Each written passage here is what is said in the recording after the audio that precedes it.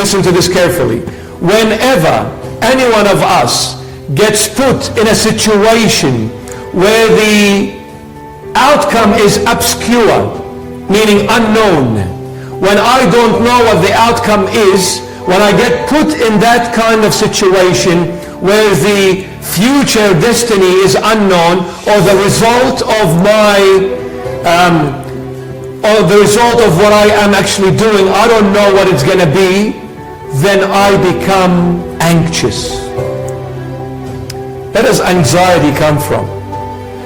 People struggle with anxiety, and they go to doctors, and they take medications, and they see psychologists, and sometimes psychiatrists, and I'm anxious, and I'm sort of in a chaotic lifestyle. What's happening? I don't know. I'm lost. And whenever we become anxious within ourselves, then fear starts to surface up, and I become very scared and vulnerable and very weak. What's going to happen to me? Who's going to look after me? What is the future holding for me?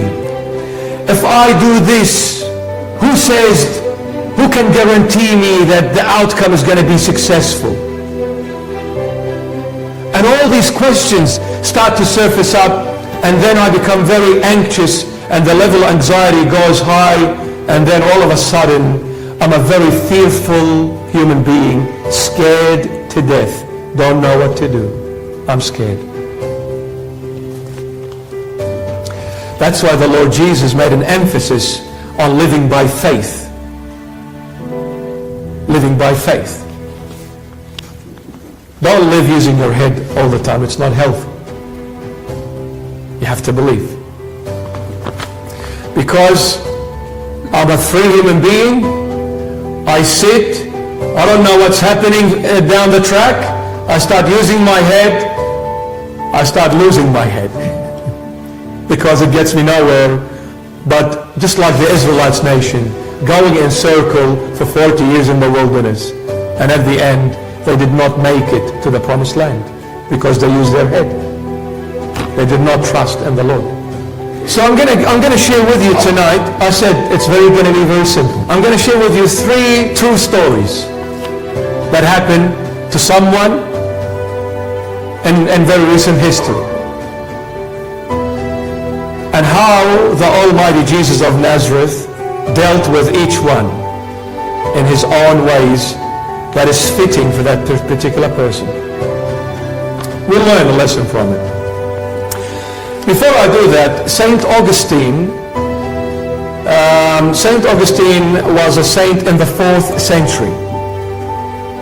In the 4th century, he writes the following, or he says the following. He says, God, you embrace my existence with your care, as if you have forgotten the entire creation.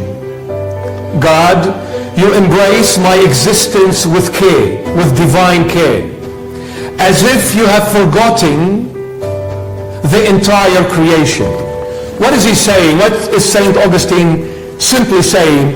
He's saying the way you treat me, the way you spoil me, as if I'm the only one and there is no one else.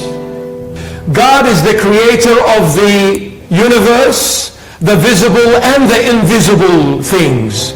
God is the creator of the human race, and he is the creator of every other living creature on this planet and all the galaxies in the outer space. But when he comes to deal with one of us, he deals in a way as if I'm the only one that exists and nothing else.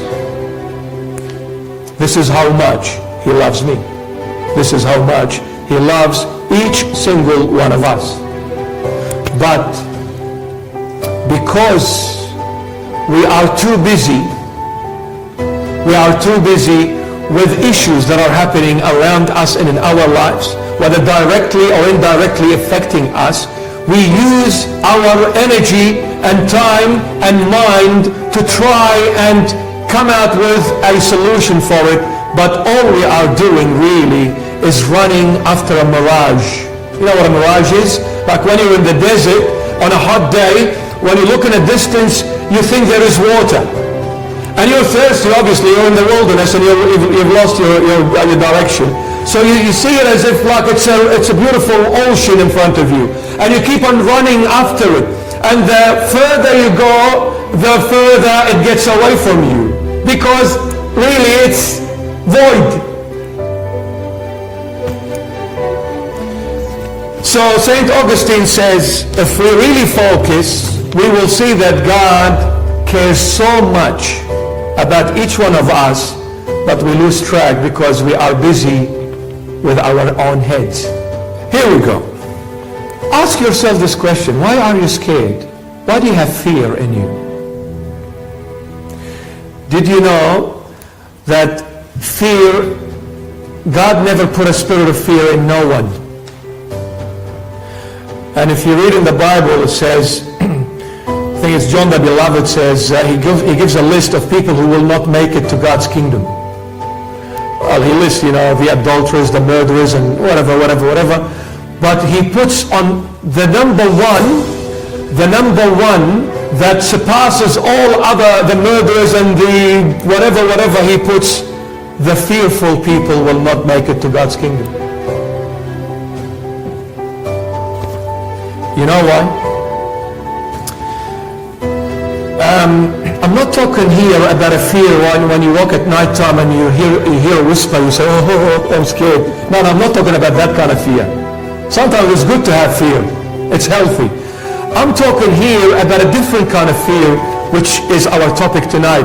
A fear of what's going to happen to me. Am I going to be delivered? Am I going to be in good hands? Is my future guaranteed? Where am I going to end up when I die? I'm talking about this kind of fear.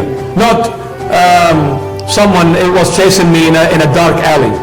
And my question, what were you doing in that dark alley? Don't be there. You know why the fearful people or the scared people will not enter God's kingdom? He's saying because they are the people that do not trust that God can save them and deliver them.